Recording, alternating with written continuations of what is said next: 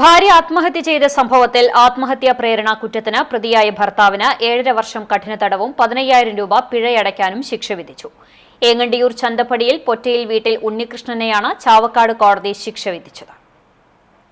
തളിക്കുളം ത്രിവേണിയിൽ കുട്ടമ്പറമ്പത്ത് അപ്പുമകൾ ഷീജയാണ് ആത്മഹത്യ ചെയ്തത്. 2019 സംഭവം.